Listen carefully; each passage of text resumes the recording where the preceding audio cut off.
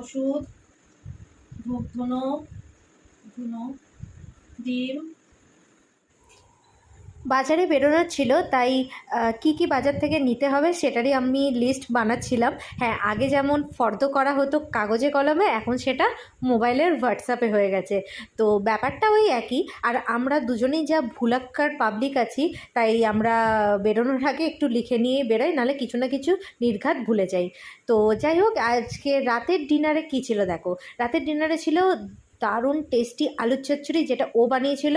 কারণ আমার ওর হাতের আলুর চচ্চড়ি দিয়ে রুটি খেতে খুব খুব খুব মন করছিল, তাই ওই স্পেশালি আমার জন্য এই আলুর চচ্চড়িটা বানিয়েছিল। রুটি আমরা অর্ডার করে দিয়েছিলাম, আর খেতে তো অসাধারণ হয়েই ছিল। আর সাথে দেখেছিলাম একটা অসাধারণ মুভি, নতুন রিলিজ হয়েছে 14th মার্চ আই গেস, मैं अटल हूँ, যেটা অসাম ছিল। এইভাবে আমাদের দিনটা কাটলো। টাটা।